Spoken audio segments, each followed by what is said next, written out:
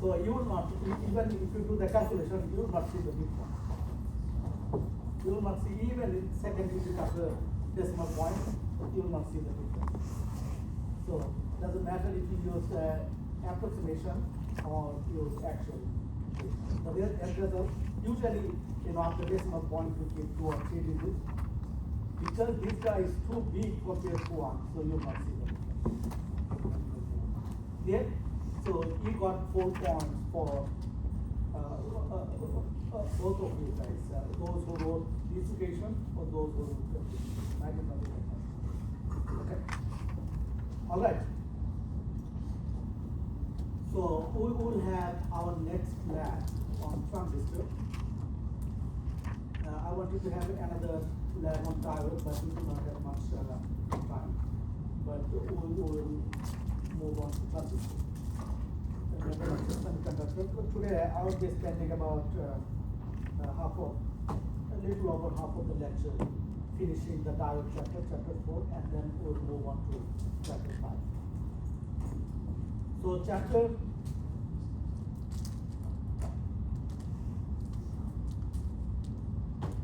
4 diode. In our last class, we went through this example. In this example, what we saw that we had a voltage as an input, positive, negative. So it has DC voltage plus 10% change in the issue. So we apply this voltage with some ripple, and then it goes through the resistance, series resistance,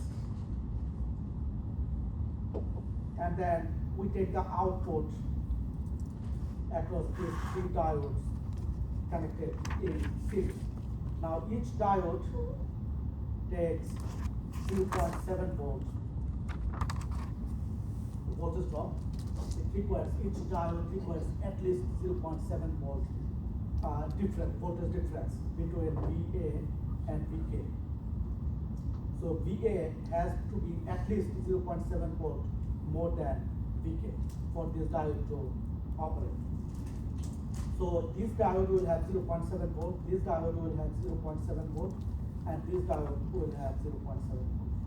So output voltage, if you take the voltmeter, if you use voltmeter, if you take the output voltage across these 3 diodes, it will be a 2.1 volt, 0.7 plus 0.7 volt plus 0.7 volt. So 2.1 volt, regardless, about 2.1 volt, regardless of the source voltage that you have, even though you are applying 10 volt. Now, because of the ripple, 10% ripple, 1 volt ripple, so this output voltage is going to be varying like 0.5%, only 0.5% for 1 volt. For 1 volt deviation in input, you get the deviation in the output in the range of millivolts. That's why it is called voltage regulator. So input voltage can vary, but output voltage will not vary much. It will remain constant. That's why it is called voltage regulator. Then what this example was, what we did, we actually connected this load resistor here. So we connected load resistor. Now what will be the output voltage? Because we connected load resistor, therefore some current will flow through this load resistor. We went through the solution already. I'm just a quick recap. So there will be some current flowing through this load resistor. So therefore, because some current will be flowing through this load resistor, therefore the current flowing through these 3 diodes will be less than by I. So therefore, there will be some voltage drop, less voltage drop across these 3 diodes because of the internal resistance. So we actually this diode voltage across these 3 diodes minus 3 RD times whatever the change in current you have. So you have ID minus IM. So this much voltage you will see less once you connect this load resistor across these three diodes. So that is the only difference. So we went through the solution in our last class, complete solution. Today we'll move on to another example. This example, I'm not going to type this example, guys, because the solution has been provided to you. So I typed the solution as well. So here, the configuration is a little bit different. We do not have load resistor at all. Here we have the input voltage is DC plus sinusoidal. So eventually you'll have a sinusoidal voltage as an input with some offset of 10 volts. Where we have the frequency 2 pi f and physical frequency is 60 Hz. Now, the first question is estimate the regulated output voltage V0, and in one figure draw the input and output waveform. So in the exam I may give you, I may ask you to sketch the input and output waveform. So here you have the input. So this is your input.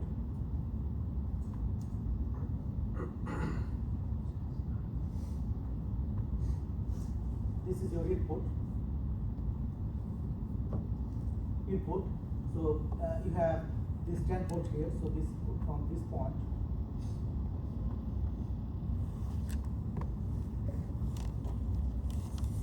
From this point to this point. This point.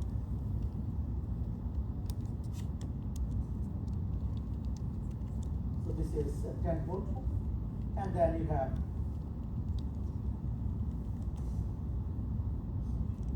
this amplitude is 1. This amplitude is 1 volt because 10 plus 1 sine omega t. This amplitude is 1 volt. This amplitude is magnitude is 1 volt. So here this voltage is 9 volt, and this is going to be 11 volt. So this is your input voltage. Once you apply this input voltage, and this input voltage, of course, it's the minimum input voltage is 9 volt, so which is way more than their terminal voltage, which means that the output voltage is going to be 2.1 volt, 3 times 0.7, 2.1 volt, regardless. So these diodes would be conducting, and you get approximately 2.1 volt is out, regardless of this fluctuation. So this is a simplified version of a regulator. Now explain why the output remains flat even as the input varies. Here I actually explain. Diode conducts only when input exceeds threshold and their voltage drop remains nearly constant once turned on. So the voltage, as I just explained, the voltage drop is going to be constant, nearly constant, even though your input voltage is varying. Now, what is the current? Okay. So here the third question is, how do the diodes respond to the ripple in the input? So because of the ripple, how do the diode respond? So this diode basically, because of this ripple, extra current that it flows through, it absorbs extra current. But the output voltage remains constant. And that is the only reason we call it voltage regulator. So output can vary, and because of the output because of the input voltage, input voltage can vary, and because of the ripple in the input voltage, the current will vary a little. Because you have more voltage, current will vary, but that current will be absorbed, yielding, which gives the output voltage nearly unchanged. So output voltage will not change. So this is the complete solution.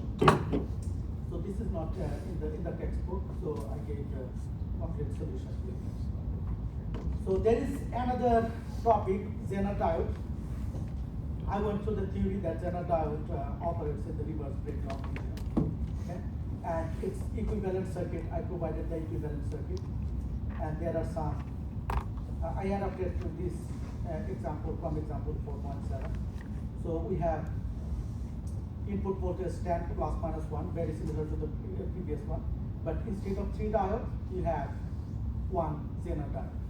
And the specification for Zener diode is given, it's 6.8 volt.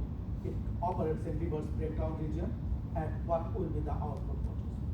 So this Zener diode, we can just replace this Zener diode with an equivalent circuit. Right?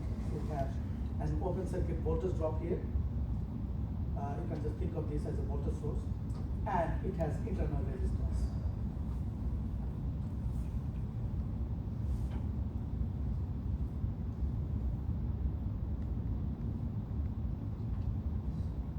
It has internal resistance, okay? And some portion of the current will flow through this RL, because this RL is connected in parallel to this. So this current, I, is going to be IZ plus I sub L. This current is going to be IZ plus I sub L. Now, all what you need to do is to analyze this circuit. So we want to determine what is the output voltage. So find the output voltage with no load, with V plus at its nominal value. So what will be the output voltage when we do not have load resistance and the voltage is simply 10 volts? Okay. So if I show you the, again, because my plan is to finish this chapter and move on to the next chapter. So I have the complete solution. So here, given Vc equals 6.8, Iz equals 5 milliampere, Rz 20, R equals 0.5 kilo, and the input voltage is 10 plus minus 1 volt. So nominal output voltage. So if you look at our previous lecture, as I said, that this Zener diode, its equivalent circuit is voltage source and a resistor here. So which means that this Vc is going to be Vco plus Ic times Rc, which is the Vco internal voltage source plus Ic times Rc. So that's the Vc. Now what you could do, you can get I equals Iz, which is V plus minus Vco over R plus Rz. It's simply Ohm's law. So you get the output voltage, which is Vco plus Iz Rc, which is 6.83. So this is the output voltage that you get when no load is connected. Now I gave the complete solution, guys. Please include this solution in your scribing report. Okay? Please redo, include this solution in your scribing report. It's all about, Ohm's law, KVL, KCL. So everything is applied here. And this entire solution is based on this equivalent circuit. So you'll have to understand this equivalent circuit, which is very similar to the circuit theory. Only difference here is that in real life you just see this Zener diode, but when you analyze this circuit, you just replace this Zener diode with this equivalent circuit. That is the only thing that you'll have to add for the purpose of analysis. So instead of Zener diode, you can think of this, that there is a voltage source and there is an internal resistance connected in series. Okay? Just like, even the power supply that you see, power supply voltage source that you see, it ideally you can think of this as infinite resistance, okay? But it's not.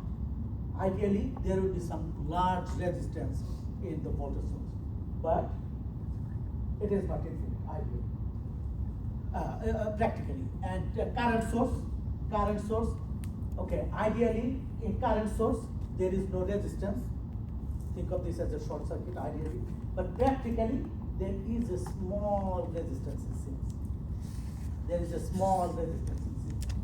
So therefore, when we analyze different electronic devices, it's easier to work with equivalent circuit model, their corresponding electrical model, corresponding circuit model. So that way we can analyze how much current it is going through, what will be the voltage, what will be the regulated output. So it's easy to analyze. So I'm just going to write it down here. Please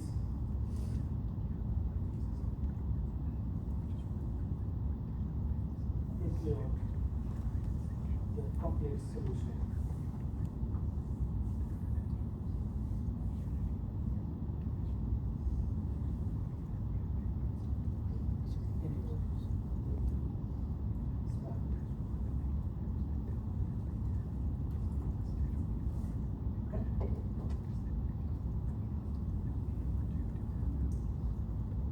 Again, just to warn you guys, you cannot take a screenshot of this solution and put it in your slide. So you take a piece of paper or in your electronic notebook, you simply redo the solution. Simply redo the solution. That way you will know what's going on. Please do not take a screenshot and put it in your slide, and that will not be good. There is clear instruction. Okay, next, rectifier circuit.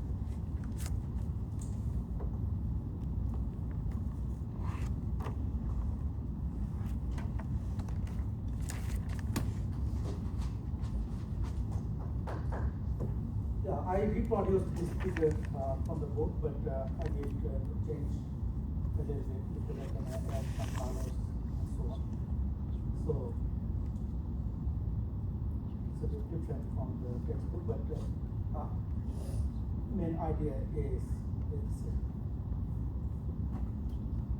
rectifier circuit. You actually did a lab on rectifier circuit. You are doing nothing but converting an AC signal into DC signal using rectifier.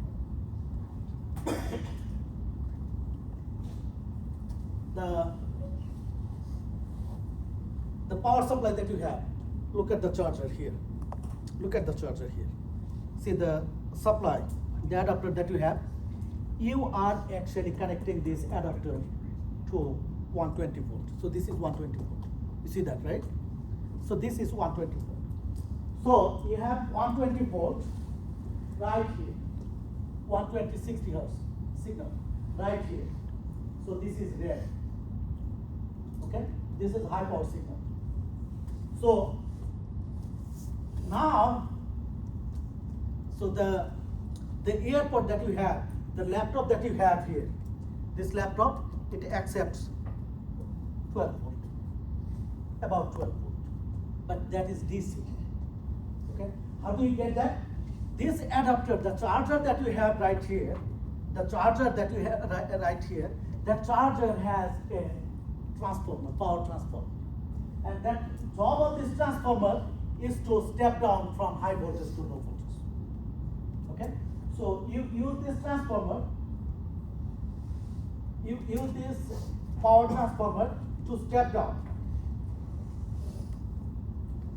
People call it step down transformer.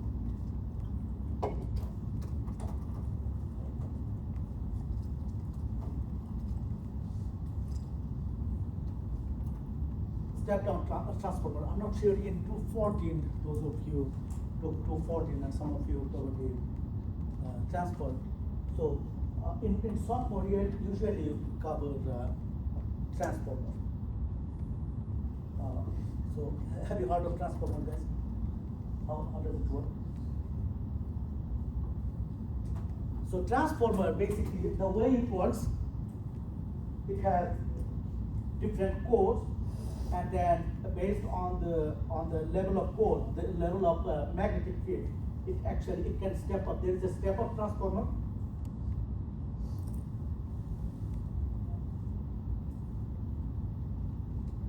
Step up transformer and step down transformer.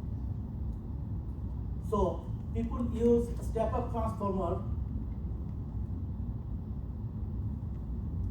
For example, Niagara Falls. From Niagara Falls, we get power right here.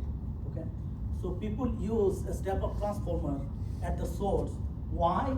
Is because we just need 120 volts, right?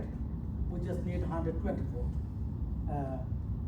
And the current varies. So power is going to be the constant. So at the source, what people do, people use a step-up transformer because that voltage, the voltage that is produced, the power that is produced at the source needs to be transferred over long distance. So they want to, the current, they want to minimize the current, the amount of current. Power has to be constant. So the voltage has to be, in terms of kilovolt. Voltage, they use a step-up transformer to step up the voltage from 120 volt to several kilovolt. So if several kilovolt, if the step up the voltage several kilovolt, power is constant. So the current is going to be very low, right? Because power is constant. Power equals voltage times current. If the voltage is stepped up by several thousand times, the current is going to be reduced by several thousand times. And because the current is very, very tiny current, so you need very narrow wire. You need very narrow wire to transfer power from source to destination battery, for example. And why do we need a narrow wire? That way, cost is less. If the wire is this much thick, okay, so you need it's very costly. So we want to minimize the cost. So that's why to minimize the cost, people use a step-up transformer at the source, and at the destination, people use step-down converter, a step-down transformer. So at the destination, people use step-down transformer to step it down to 120. And then from AC to DC, what we do, we again use another step-down transformer to actually make it, about different.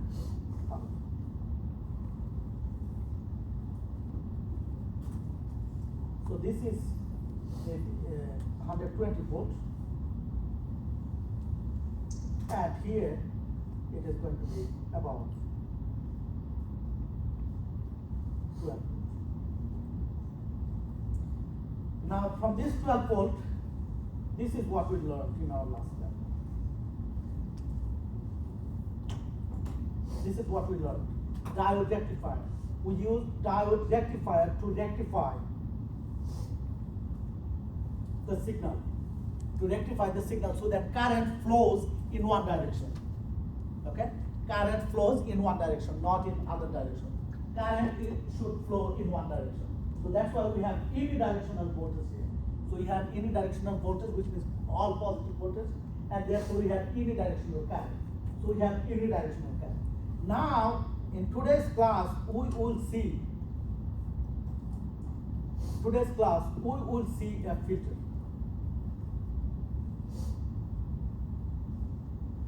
We will see a filter here with the diode. We will see. So from this ripple, you get signal like nearly constant, but a small ripple, and you will see in today's the next example that we'll go through. So you will see a small ripple. Okay, you will see a small ripple. After that, because of that small ripple, the voltage regulator that we have just learned, voltage regulator. We went through a couple of examples, right? We had 10 volt, and then we added plus minus 1 volt, right? Right? So we had 10 volt as an input, and then we added plus minus 1 volt. So plus minus 1 volt ripple in the output that ripple is going to be in the range of millivolts. So that's basically nothing.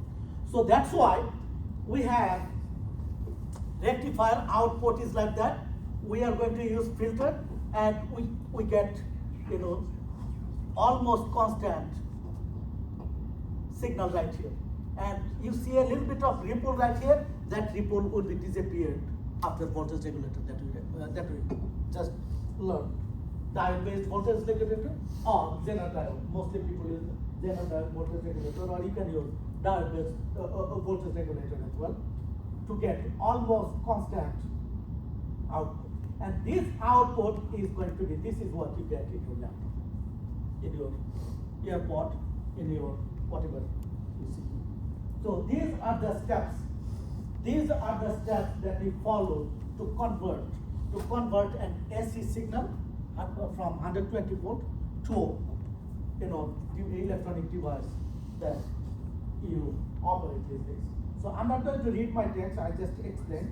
So please go through this, what it does. Like we have input and the desired output, 3 to 15 volt, and then power transformer, it steps AC voltage up or down, turn based on the turns ratio, okay? That generates a magnetic field. So based on the turns ratio, you actually step it down or step it down or step it up, okay? And then diode rectifier converts AC to a unidirectional current and can be half-wave rectifier. Maybe, you know, like one true-false type question or some true-false type question could be from here. For example, what does diode rectifier do?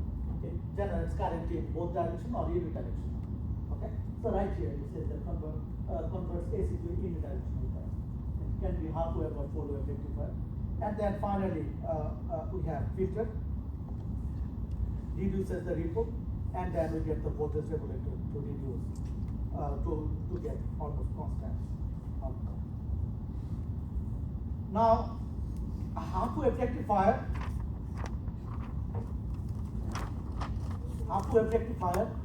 we actually went through this theory in the beginning of this module. There we just assumed ideal diode previously.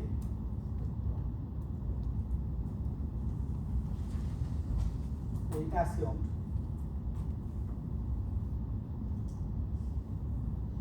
ideal diode. Now all what we are doing is 0.7. We already we are assuming VD equals 0.7. We went through this circuit already, okay? And you did lab for this half-wave rectifier, and because you went through the lab, the output that I plotted right here.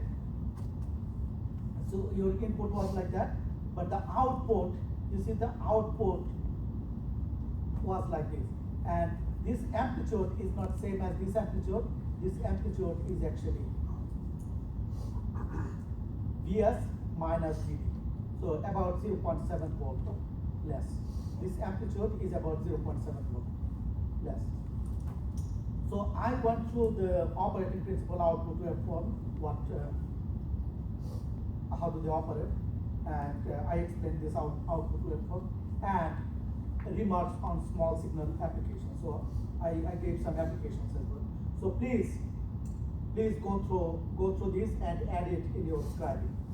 That way you'll know what's going on. So I'm not going to read my slide here. I went through this in our class already. Here, full wave rectifier, you actually did different version of full bridge rectifier. Different version of full bridge rectifier in the sense that, does anybody know? Okay, let's talk about this full wave rectifier. How does it work? And we are coming to that full bridge rectifier in a moment. Here we are using center tap transformer here. So we have AC voltage and center tap transformer. So we have different number of cores, but center tap, which means that there is a common terminal right here, and you have one diode connected to one terminal of the center tap transformer, and another diode connected to another terminal of center tap transformer, and the center tap is connected to ground, and we connect one resistor and we take the output from here. What the center tap transformer do is the following. Okay, guys, look. If you take output voltage, you have this AC voltage. So this is AC. Okay, and you get this voltage is same as this voltage. You get same as the input, and this voltage you get the other way. This voltage you get the other way. So that is the beauty of center tap transformer. So you actually get both negative and positive peak. When the original signal has negative peak, because of this center tap transformer, this voltage will have a positive peak with equal magnitude. So center tap transformer provides two equal magnitude voltage, plus Vs minus Vs. So you actually catch both input peak, both positive peak and negative peak. Now, in your full bridge rectifier, you needed 4 diodes, right? You remember, guys, how many diodes you used? You used 4 diodes, right?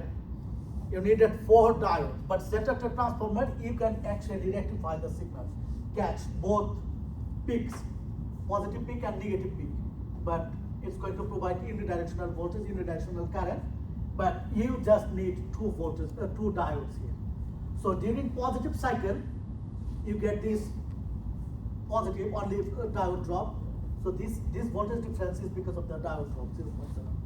So during positive cycle, you get this, but during negative cycle, you have, because of this voltage, this Vs, you get this positive peak from the other half of the center tap transformer. Okay? So during negative cycle, so this becomes positive, this becomes negative. So therefore you pick the negative half from the positive side across this resistor. So that's how center tap transformer works. So you get, this is the main idea here. So you get input voltages of equal magnitude. So that way you get both peaks using 2 diodes only. Now, the peak inverse voltage for center tap transformer full wave rectifier, it is 2 Vs minus Vd, and that is the disadvantage of center tap transformer. Here, peak inverse voltage is basically 2 times the maximum amplitude of the input minus the diode voltage. So this center tap transformer, this limitation is actually, I went through the operating principle already here. So this is the transfer characteristics. So you get output voltage. You don't get any output until Vd, but you start getting output voltage after the voltage exceeds this terminal voltage. So that's all. But what I'm trying to say is this bridge rectifier. In this bridge rectifier, peak inverse voltage is simply less than the center tap transformer. That is the advantage against center tap transformer. So PIV peak inverse voltage of center tap transformer is center tap transformer based full bridge rectifier is more than the PIV of full bridge rectifier that utilizes 4 diodes. Okay, we went to this in our lab. Only addition here is that we have a transformer, and we did not use transformer because we just wanted to capture the whatever input voltage that is supplied from the signal generator. We did not You didn't have to use transformer, but you can use this transformer if you want. But this circuit remains exactly the same. Now both of these rectifiers, it's going to generate the voltage like this. Now we are coming to the main topic that I wanted to go through. So now half-wave rectifier, full-wave rectifier, we went through this in our lab, and previously we went through this many times. This is what this topic is completely new. Now rectifier with filter capacitor. We are going to filter out the two. So previously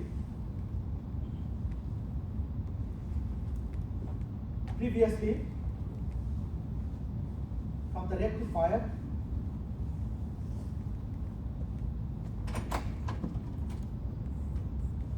we get signal like that.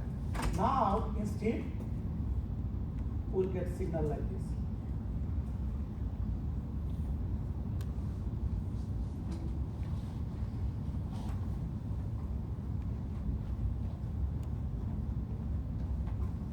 We'll get signal like this. So it has much more ripple at the output of the bridge rectifier, but it has less ripple. Now how does it work? Guys, just to let you know, you will have another extracted it. Okay? Extracted it is not to build the circuit. Extracted it is simulating this circuit using PSpice. Is that clear? Is that clear? I am going to generate an extracted it assignment, and that is going to be due next Thursday. Okay? Next Thursday. You do not need to submit anything. I do not need any files or anything. All what you need to do is to show the circuit to the TAs or me and show the output. So the output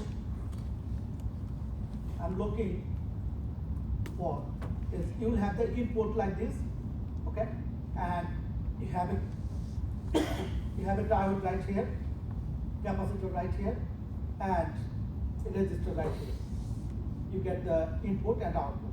You show the input and output on the same plot, so your output would look like this.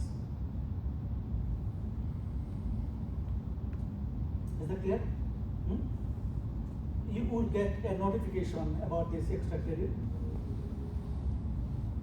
All what you need to do is to show us the output. You do not need to submit your PSpice file.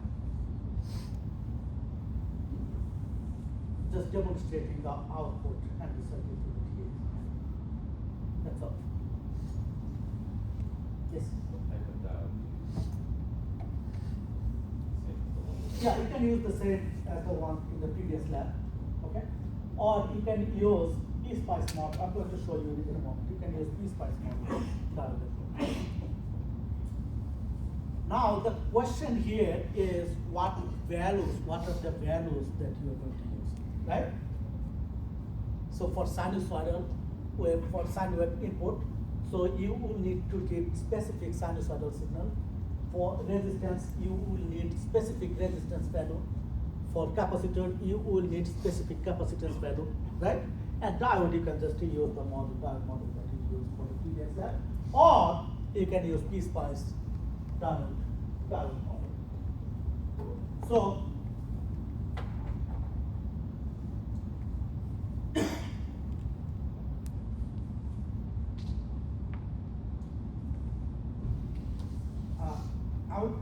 I would be, you guys will be using exactly the same parameters that we have right here.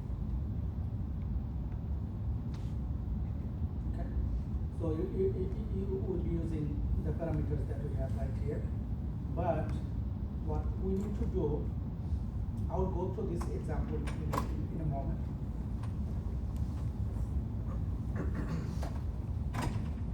So let me go through this example and this topic in a moment. Before that, I just have 2 slides. I'm just going to go through because you just need to know what it is. So there are some other types of diodes. One is called Varactor diode. Varactor diode, it's a voltage dependent capacitor. You can just think of this Varactor diode as a voltage dependent capacitor. I mentioned here a Varactor diode is a diode operated in reverse bias, and it's simply a capacitance which is a function of voltage. So this capacitance follows this formula, but all what it does, this Varactor diode, is it's a variable capacitor. So capacitor that varies with voltage. And photodiode, okay, it operates with light. Okay, you get some current. It can be used as a light detector. Okay, so when it detects some light, current flows through it. But this photodiode and varactor, both of them work in reverse bias, but this is used to detect light. So once you see some light, here this is the light, the indication. This light. So you get some light, this diode, if this diode gets some light, current will flow. Okay? And current will flow in opposite direction. So this is another type of diode. And the last type of diode is LED. You guys have seen LEDs, right? LED, light emitting diode. Light emitting diode, it's very similar to diode. Only thing is that it emits light once current flows through it. That's the only difference. But diode that we learned, what is the standard voltage drop across diode? 0.7. And LED, because it needs to emit light, okay, the standard voltage drop across LED is about 1.2 to 1.25 volts. Okay, so I did mention here, yeah, minimum voltage drop, it depends on type of LED, so it is 1.8, 2.2 volts. So standard LED that you see in different books, authors provide different numbers because different people work with different types of diode. So in this book, in the textbook that we are using, author has mentioned that 1.8 to 2.2 volt minimum voltage you need across LED, but other books, the author have said that 1.2 to 1.25 volt. So this is the minimum voltage drop for LED. And the current, to see the light, once you apply voltage, let's say 5 volt, okay? To see the light, you need at least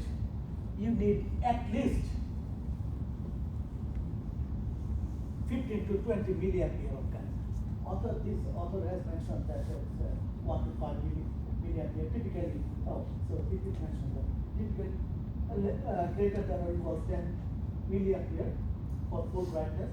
Okay, so minimum to see the light, minimum you need 15 to. I'm just going to write it down.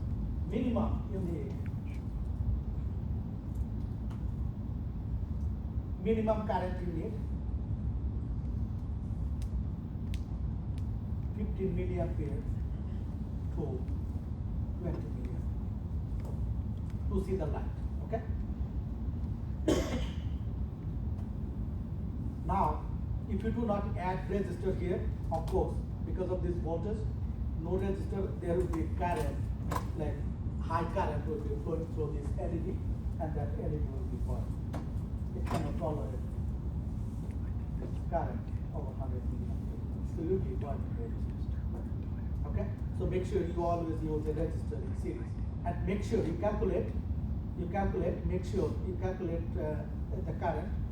the current flows through it. You choose resistor in such a way that current flows through this LED is at least 15 milliampere. Yeah, that's all. So that's all I wanted to talk about. Now let's go back to the main topic. Okay, guys, See the operating principle. You have a voltage source, diode here, this is the anode voltage, and this is the cathode voltage. Okay? Now, this diode is going to be operating if this input voltage is greater than output voltage here. So when input voltage is more than the output voltage, this diode is going to be operating.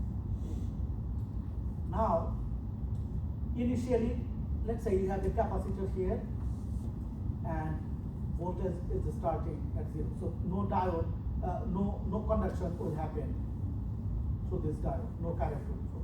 So therefore, this capacitor will not have any charge, no voltage actually this capacitor. Capacitor will not have any charge. So therefore, initially at time 0, when you have this, initially the voltage is going to be 0. Now, as you increase the input voltage, look at how I move my cursor, guys. As you increase the input voltage, so at some now initially this voltage is 0, so therefore input voltage is more, Vi is greater than V0, input voltage is more, the diode is on because Va is greater than Vk, diode is on, so current will be flowing. Now this current will flow this current will flow through this capacitor, therefore capacitor will be charged. Capacitor is charging now. Okay? So capacitor will be charging. So therefore, because these two terminals are said, so you will start getting some voltage. This capacitor will be charged until it reaches the peak. So capacitor will be charged, but after that input, you see the input is less now. My input is right here. Okay? Input is right here, but the output is big. So therefore, this time Vi is less than V0. Okay, if Vi is less than V0, therefore no diode is not going to be conductive. Okay, diode is not going to be conductive. So if diode does not conduct, now this capacitor will be acting as a voltage source, guys. This capacitor will be acting as a voltage source, just like a battery. Okay, capacitor will be acting as a voltage source. Now you can think of this capacitor as a voltage source. Now, because of this voltage source, current will flow through this.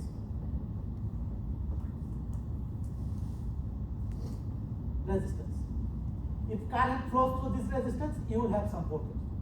So, and because the current will be flowing, if current flows because of this capacitor, then capacitor's capability will be less because current, you are drawing current out of capacitor, right? It's a voltage source. So for more time, capacitor will be discharging. So this time, capacitor will be discharging.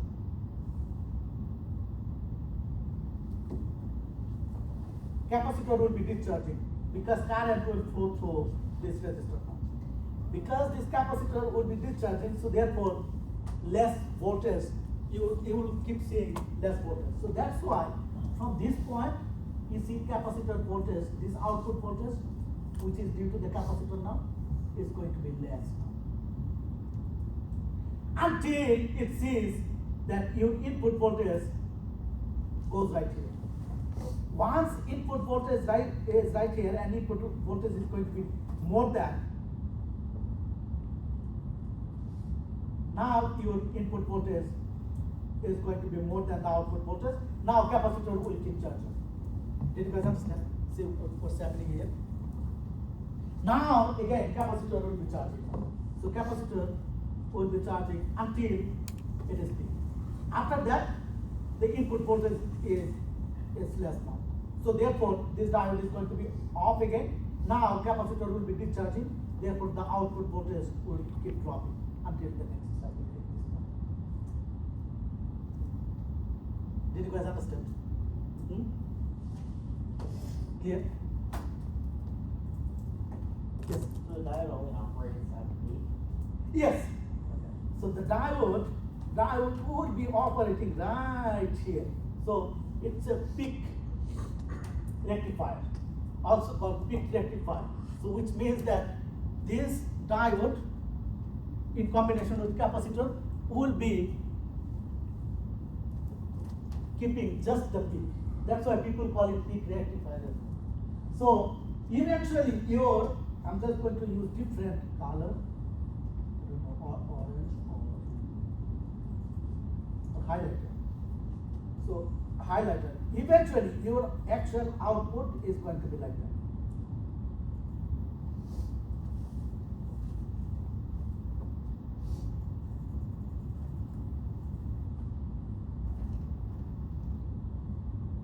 You see that?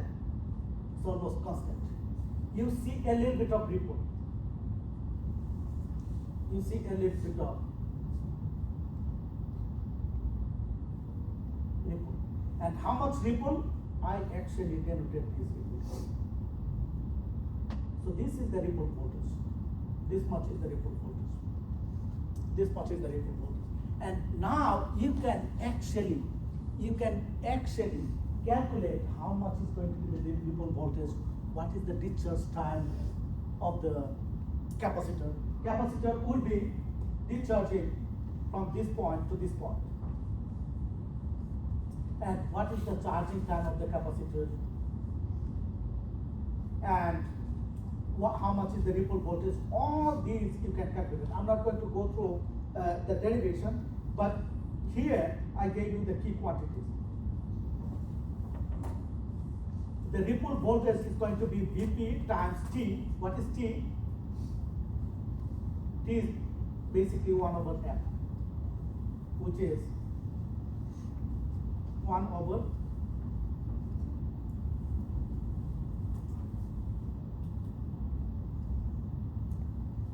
in terms of omega,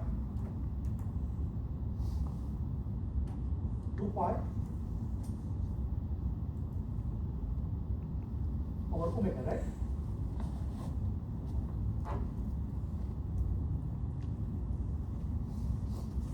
Omega over 2 pi, right?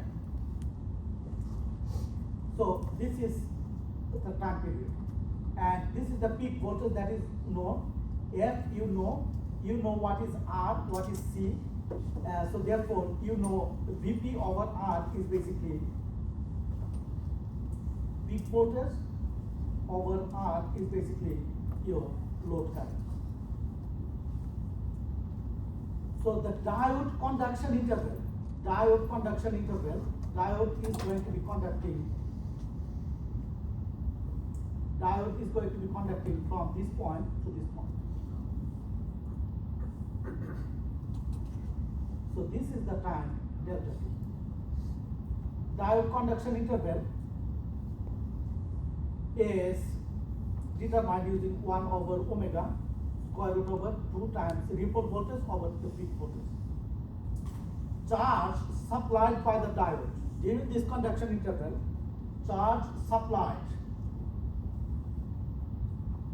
to the capacitor by the diode is I C average, so which is the current flowing through the average current flowing through the capacitor minus the load current times delta T. Now the average current, so this is the current. I annotated it, guys. So this is the current diagram. So you can actually plot the current as well. So the current is will have some ripple as well. So if you take the average of this current, so this is basically the average current flowing through this capacitor. Average current flowing through this capacitor minus load current times delta T. Charge lost by diode, Q lost, is C times PR, which is IL over F. And average diode current So there is a detailed derivation. I'm not going to go through the math, but I just wrote all the main equations here. So the average current through the diode, IB average, is determined using this equation, and peak diode current is this equation. So I'm just going to use all these equations to solve the next example, which is not going to take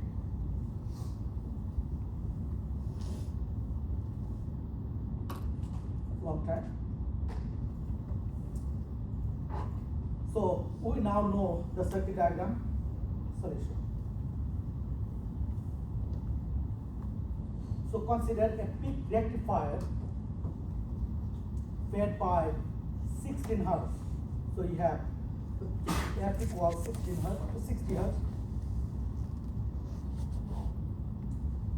and peak value VP equals 100 volt.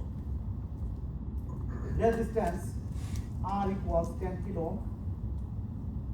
Guys, you guys are going to use these parameters for the simulation, for PSpice simulation. Okay, so your sinusoidal input VI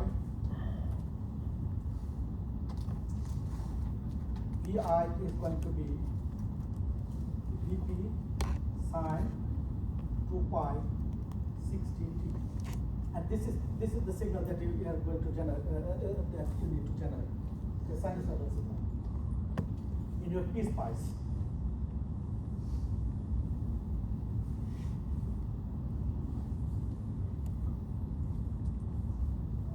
PSpice parameters.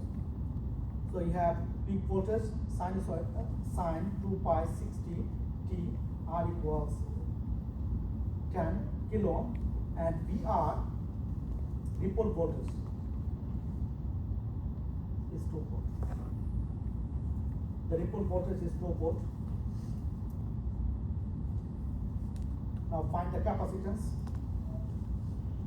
Find the value of the capacitance. C equals what?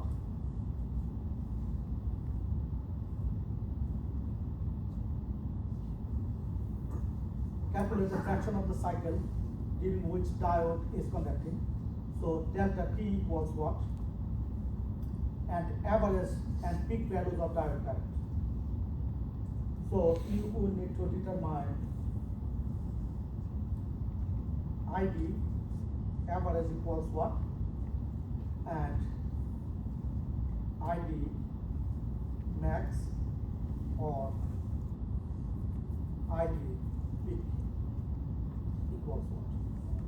So these are the parameters that we are looking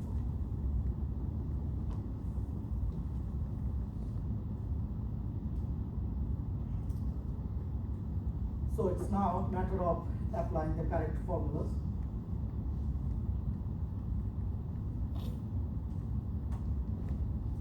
Step 1.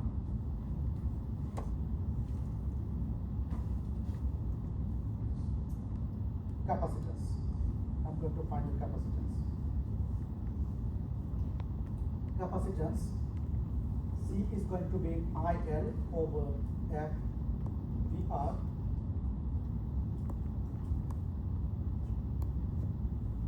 And IL is going to be VP over R. And VP is 100 over R is 10 times 10 to the 3, which is 10 milliampere. We found IL, so we found IL, we know VR, we know F, so therefore we now know 10 milliampere over 60 times rho equals 10 times 10 to the negative 3 ampere over 60 times rho equals 83.3 microfarad. Okay, so this is the capacitance value that you are going to use for your PSpice simulation. Okay, for PSpice simulation, the source, you have the well-defined source. You know the capacity, you know the resistance value. You now know the capacitance value. Now you just show the input and output, that's it. Step 2. Diode conduction interval.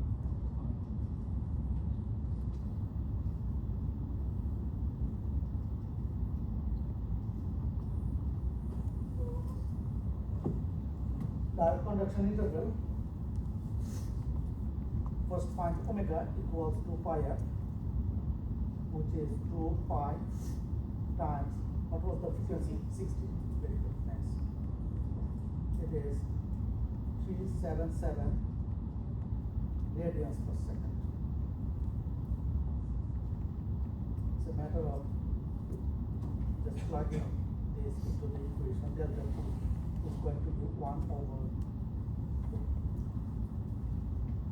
omega square root 2 VR over VP, which is 1 over 377 square root over 2 times 2 over 100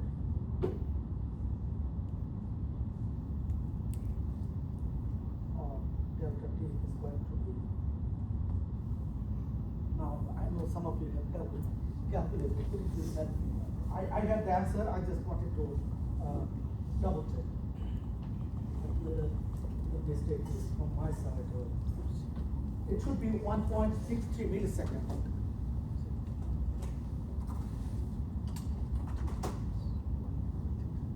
It should be 1.63 milliseconds.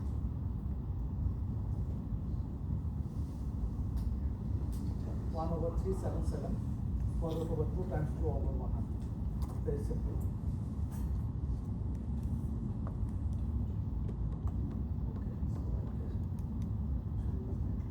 What was that? 1 over?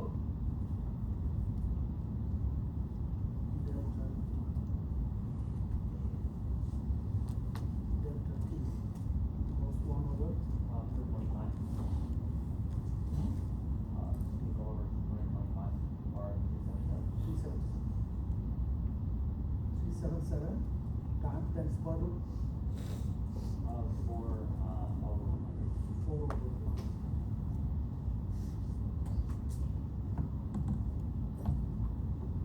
So see the mistake on that. 1 over 377. Are you multiplying the root to the denominator? I think that's the problem. I think in the MATLAB, multiply the square root number by the denominator instead of the instead of the root. Is that right? I think it's correct, right? Oh, it's correct. Yes, it is correct. So it should be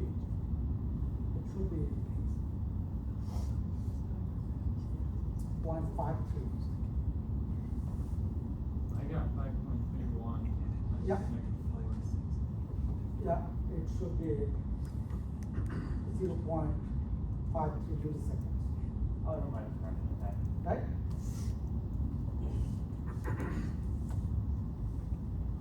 And then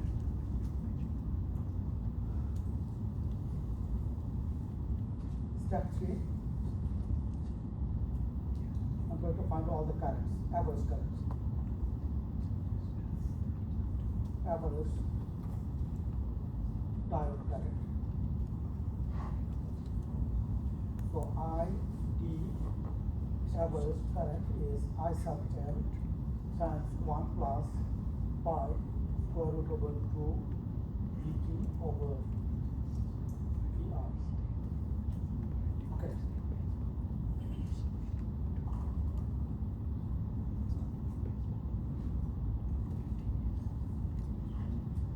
So I sub D average equals I sub L was how much? 10 milliampere, right? Right? 10 milliampere, right? Then it will be negative 3 times 1 plus pi, right? What was the formula? 1 plus pi times square root over 2 VP over PR. square root of 2 times Vp is 2 volt, right? Over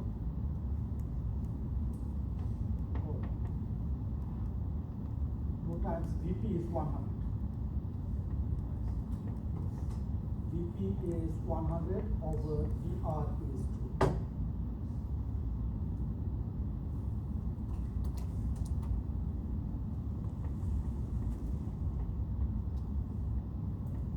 It is 0.324 volt, ampere.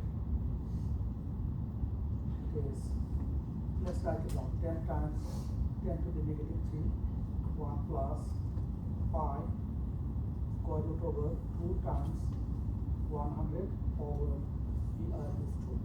So it is how much, guys? 0.3242 ampere. So you can write it in milliampere. So average diode current is going to be 324 milliampere. So that is another answer. And step 4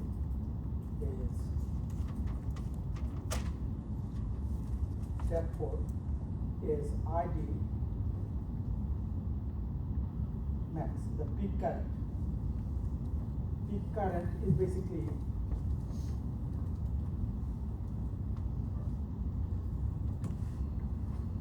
we are talking about this current, this peak current.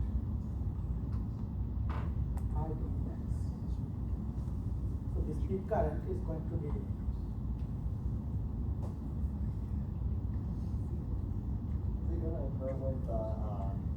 The voltage is maximum? maximum. The peak current is I sub L.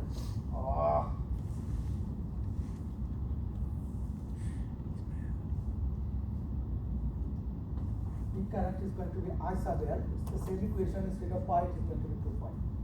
1 plus 2 pi square root over 2 Vp over Vr.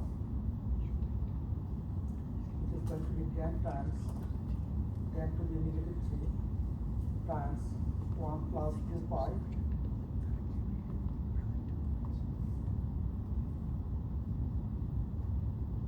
square root over 2 times 100 over 2. How much is it? Okay, use MATLAB. So it is the same, exactly the same expression. Instead of pi, it is going to be 2 pi. It is 0.6383. 0.638. 0.638 ampere.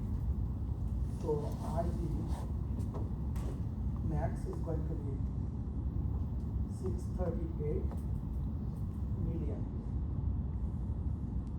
And then final answer. Okay? Yeah, that concludes my module 3, chapter 4 of the textbook. We are going to, I have posted lecture slides for MOS transistor. Now I have 1 minute, right? So I'm just going to open, you don't need to write anything, it is just piece-wise, okay?